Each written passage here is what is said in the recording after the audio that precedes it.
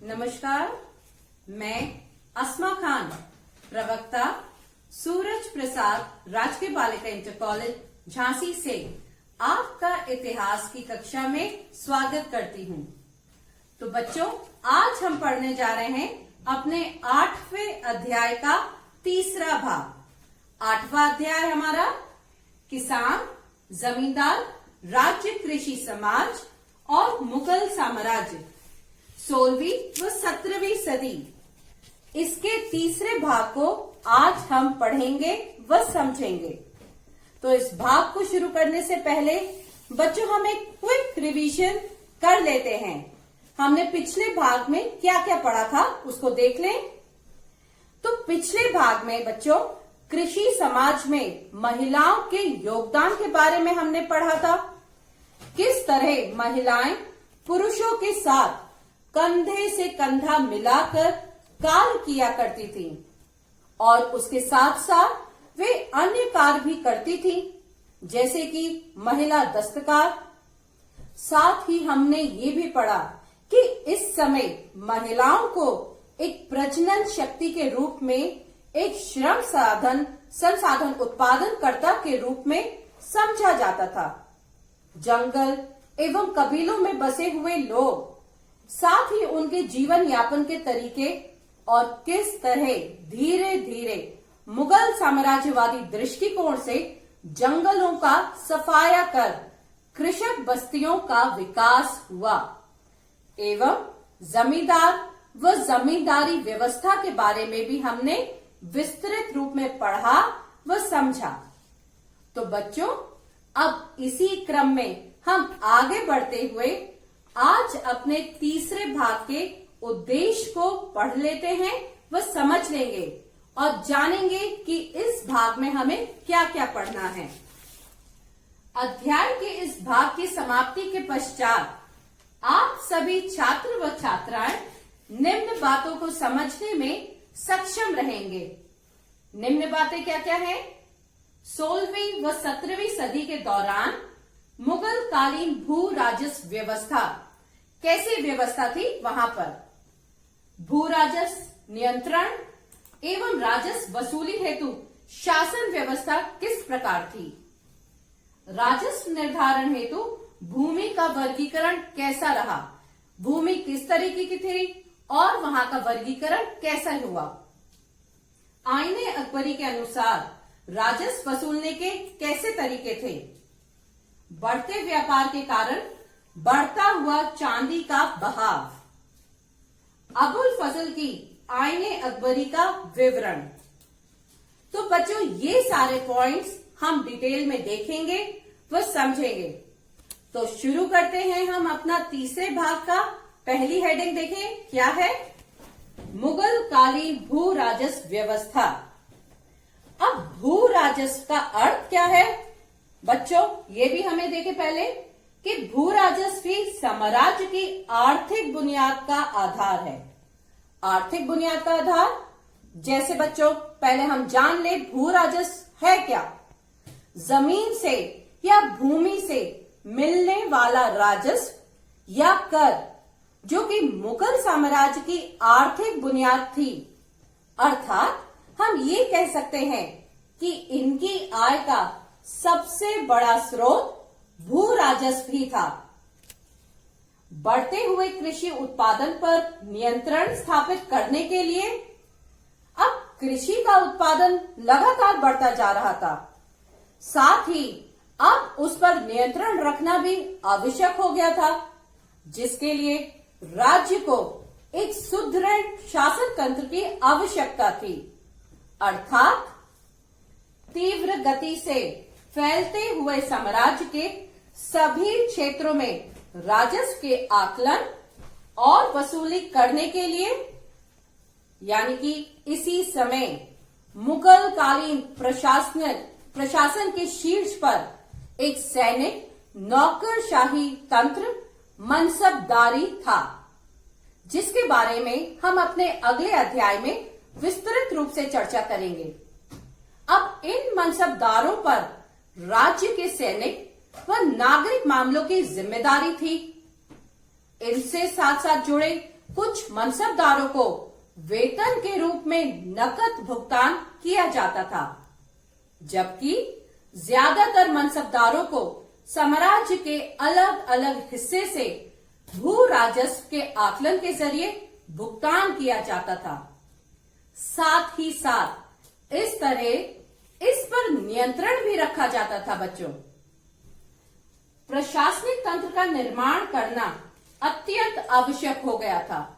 इस बात पर भी ध्यान दीजिए, चूंकि भू राजस्व भी बढ़ते हुए साम्राज्यवादी दृष्टिकोण की तरह बढ़ता जा रहा था, इसलिए इस प्रणाली पर पूर्णतः नियंत्रण स्थापित करने के लिए एक सुदृढ़ प्रशासनिक तंत्र का निर्माण की आवश्यकता हो गई थी।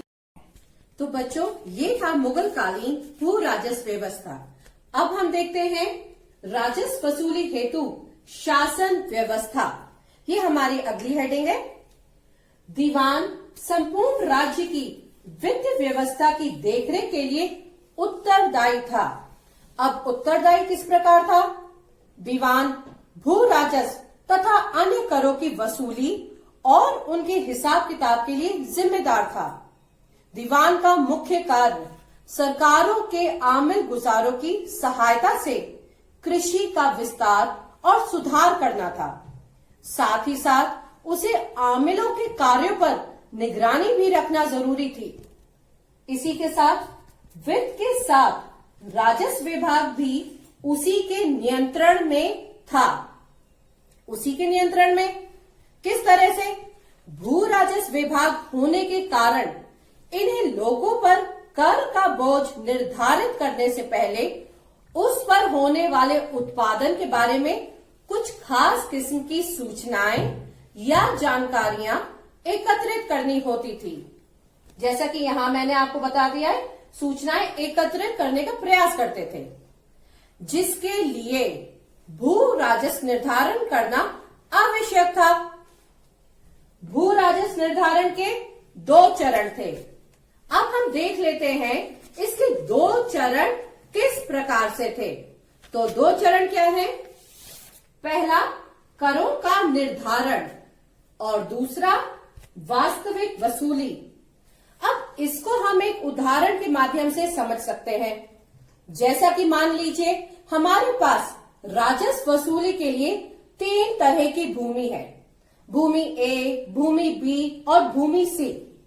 हमने भूमि ए पर 50% कर लगाया, भूमि बी पर 40% और भूमि सी पर 30%। ये कर हमने भूमि को देखकर उसके अनुमान के आधार पर लगाया कि भूमि उपजाऊ है, बंजर है इत्यादि। अर्थात कहने का मतलब यह है कि पहले से निर्धारण पर कर का अंदाजा लगाना, जिसे जमा कहा जाता था। यानी कि पहले से जो हमने निर्धारित किया वो क्या कहलाता था? जमा। और वास्तविक कर की वसूली कई गई राशि को हासिल कहा जाता था। तो ये आप समझ गए बच्चों, जमा और हासिल। यहां एक बात और आपको जानना महत्वपूर्ण है कि अकबर बादशाह ने अपने आमिल गुजारों से कहा कि कर अधिकतम नकद में वसूला करें। यदि नकद में नहीं कोई दे पा रहा है तो फसल के हिस्से के रूप में राजस्व वसूल कर सकते हैं। तो ये था किस प्रकार से उन्होंने राजस्व का निर्धारण किया। अब हम देखते हैं अपनी अगली हेडिंग, वो है राजस्व निर्धारण हेतु भूमि का वर्गीकरण। अब भूमि का वर्गीकरण किस प्रकार हुआ? तो अब राजस्व कितना लगाया जाए और कितना नहीं लगाया जाए, इसकी वास्तविकता का आंकलन करने के लिए जमीन को कई भागों में वर्गीकृत किया गया, जिससे कि भूमि के हिसाब से राजस्व वसूला जा सके। अब जैसे कि आईने अकबरी के अनुसार भूमि का वर्गीकरण अकबर बादशाह की दूरदर्शिता का परिचायक था। अब अकबर बादशाह राजस्व को इस तरह निर्धारित करना चाहते थे कि किसानों पर करों का बोझ उनके उत्पादन के अनुसार लगाया जाए, जिससे कि किसान को कर देने में एवं राज्य को कर लेने में विरोधाभास ना हो सके। साथ ही राजस्व से अर्थव्यवस्था सुचारू रूप से चलती रहे, जो कि राजा की दूरदर्शिता का परिचायक था। इसलिए राजस्व हेतु जमीन को 4 वर्गों में विभाजित किया गया। तो अब बच्चों हम देखते हैं कि वो कौन से 4 भाग थे जिसके वर्गीकृत कर राजस्व को सुनिश्चित किया गया। तो वर्गीकृत में भूमि का पहला प्रकार है पोलज। पोलज इस जमीन में हर साल फसल की सालाना खेती होती थी और जिसे कभी खाली नहीं छोड़ा जाता था। तो कहने का अर्थ यह है कि पोलज वह भूमि थी जिस पर वर्ष भर खेती होती थी। उपजाऊ जमीन व कर उत्पादन के लिए ये भूमि का एक अच्छा प्रकार था। अब भूमि का दूसरा प्रकार क्या था? दूसरा प्रकार था परोती। इस जमीन पर कुछ दिनों के लिए खेती रोक दी जाती थी ताकि वह अपनी खोई ताकत वापस पा सके।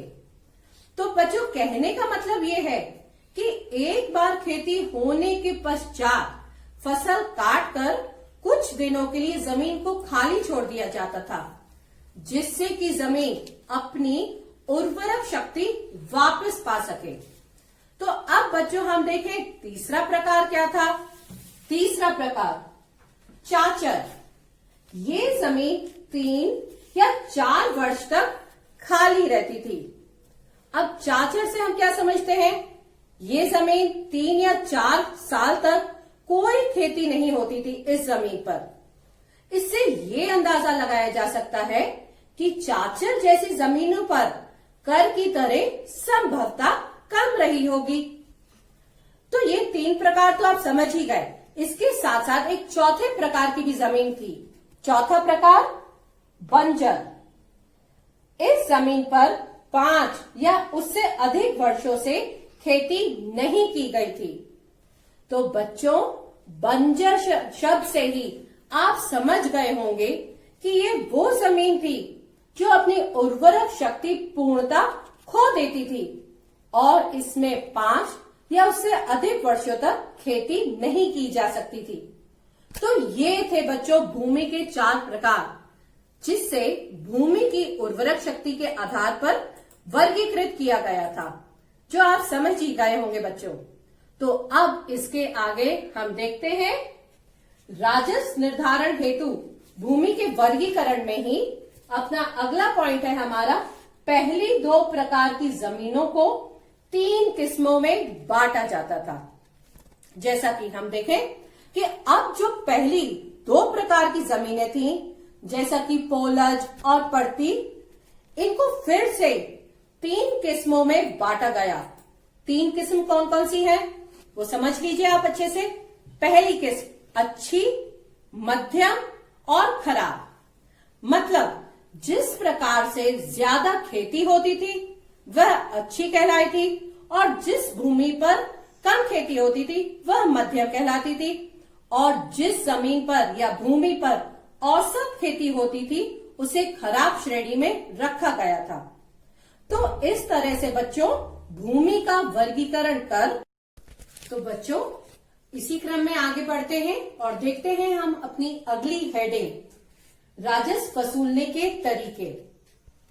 जैसा कि मैंने आपको अभी बताया कि बादशाह अकबर अपने आमिल गुजारों को आदेश दिया था कि राजस्व को अधिकतम नकदी के रूप में वसूलें, लेकिन यदि नकद में नहीं हो पा रहा है तो इसके एवज में फसल के रूप में राजस्व ले सकते हैं। इसी यानी कि फसल के आधार पर राजस्व वसूलने के निम्नलिखित तरीके थे। वो क्या थे, इन्हें थोड़ा हम देखें। पहला तरीका कणकूट, जहां कण का मतलब अनाज और कुत का मतलब अंदाजा है, ये मिला के होता है कणकूट। अगर कोई शख्स फसल को लेकर हो तो फसल को 3 अलग अलग भागों में काट कर शक को दूर किया जाता था। यानी कि सपोज करिए कोई भूमि है, वहां पे हमने अंदाजा लगाया कि 50 किलो गेहूं वहां से आएगा, परंतु हमें शक हुआ कि ऐसा नहीं। तो इस शक को हमने दूर किया कि उस फसल को 3 भागों में कर डिवाइड कर दिया और जो भाग राज्य का होता था उसे राज्य को दे दिया। इस प्रकार हमने शक को दूर किया। अब दूसरा प्रकार, वो क्या था? बटाई, जिसे भावली भी कहते हैं। इसमें फसल काटकर जमा कर लेते हैं और सभी पक्षों की मौजूदगी में बंटवारा करते हैं।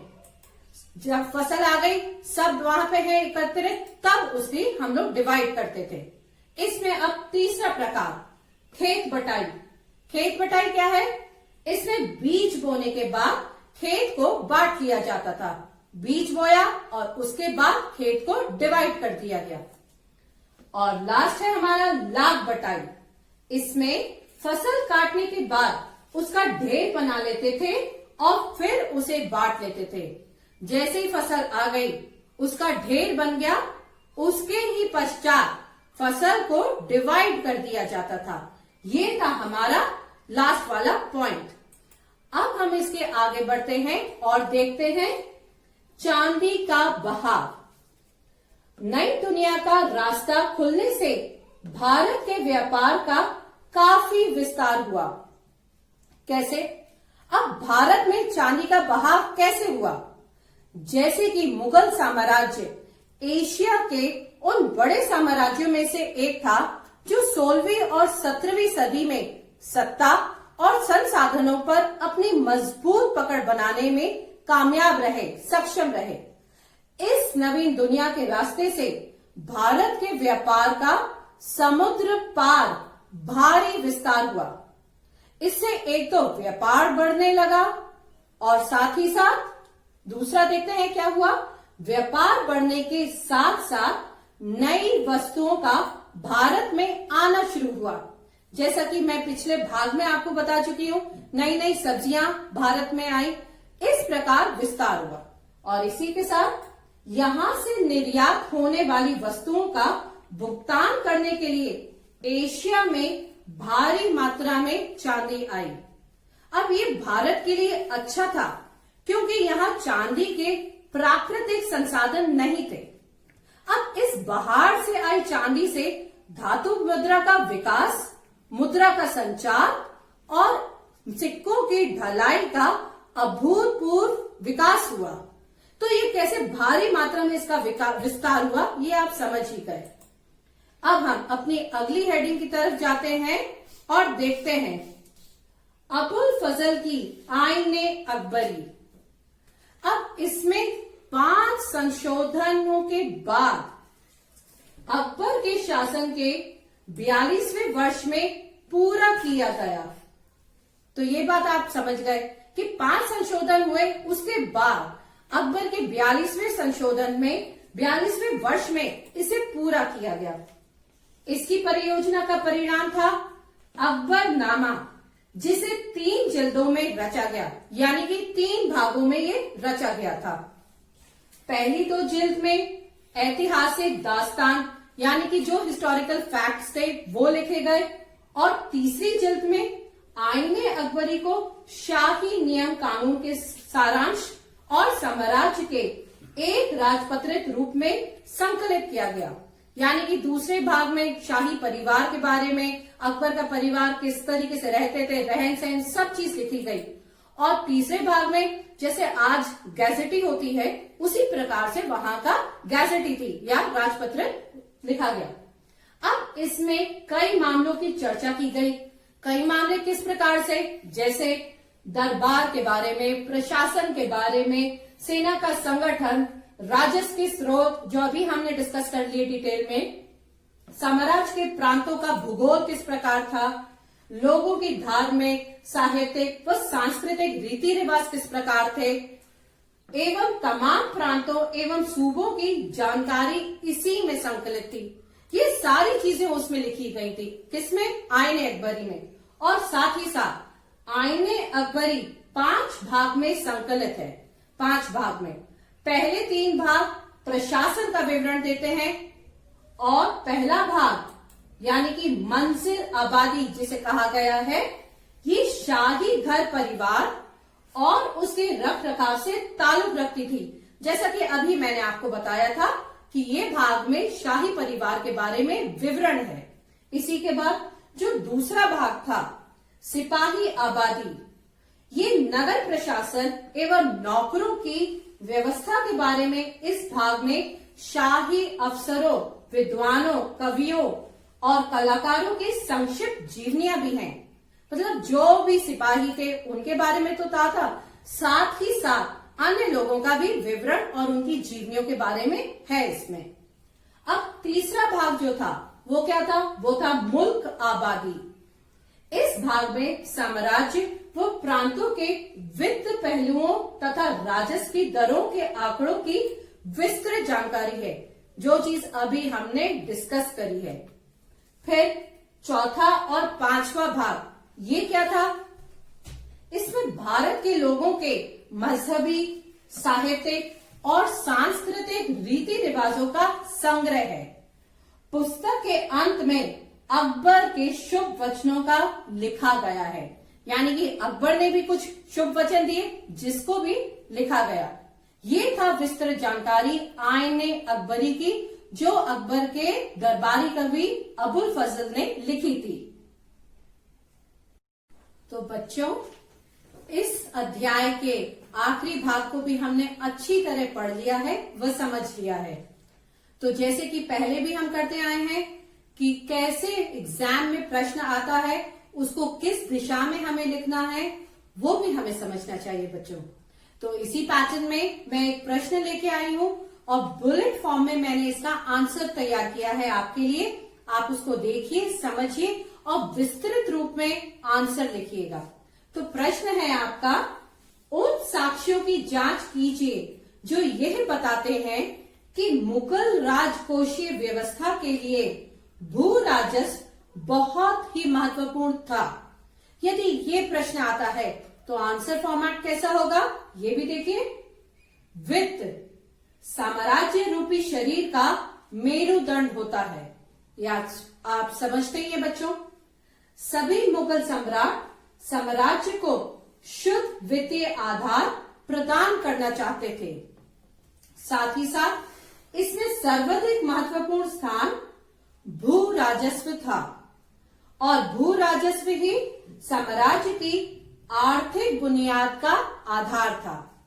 इसी के साथ साथ कृषि उत्पादन पर नियंत्रण स्थापित करने के लिए तीव्र गति से विस्तृत होते हुए साम्राज्य के सभी क्षेत्रों में राजस्व का आकलन एवं वसूली अति आवश्यक था, जिसके लिए एक मजबूत प्रशासनिक तंत्र का निर्माण करना था, जो आप अबुल फजल की पुस्तक में देख ही चुके हैं कैसे था। एवं साम्राज्य की समस्त भूमियों को पैमाइश के आधार पर वर्गीकरण करना आवश्यक था। साथ ही साथ बच्चों, राजस्व वसूली के तरीकों का निर्धारण जैसे जमा और वसूली इत्यादि था। भू राजस्व प्रबंधन में उठाए गए कदमों से स्पष्ट हो जाता है कि मुगल राज व्यवस्था के लिए भू राजस्व अत्यधिक महत्वपूर्ण था। तो ये आंसर फॉर्मेट है। इसी तरीके से बच्चों एग्जाम में लिखिए, निश्चित ही आपको बहुत अच्छे मार्क्स आएंगे। तो बच्चों, इस अध्याय के तृतीय भाग का निष्कर्ष भी हम देख लें। हमने क्या समझा है?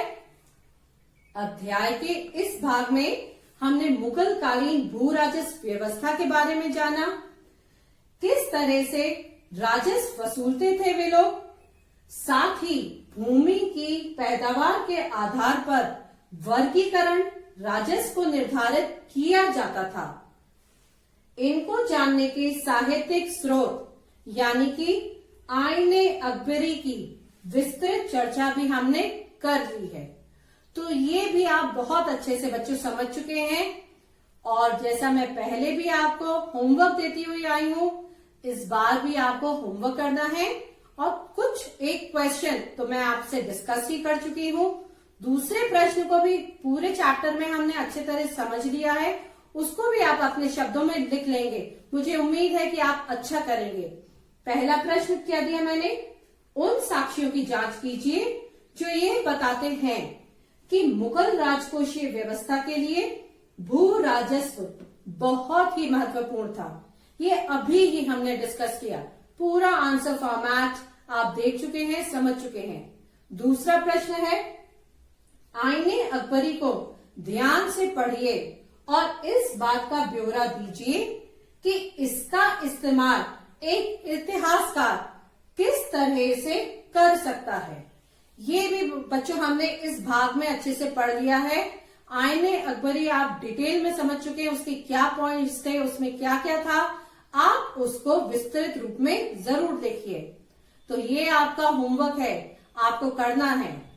तो जैसे कि अब ये भाग भी आपका समाप्त होता है, इसके साथ साथ ये चैप्टर आपका खत्म हो रहा है, तो शुरू से आखिर तक यानी कि इस अध्याय के भाग 1, 2 और 3 में आपने क्या क्या पढ़ा, इसका एक क्विक रिवीजन हम लोग कर लेते हैं।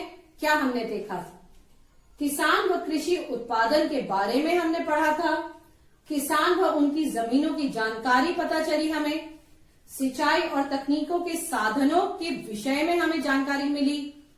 फसलों की विभिन्न उगाही के बारे में पता चला। ग्रामीण समुदायों एवं उनके सामाजिक जीवन के बारे में पता।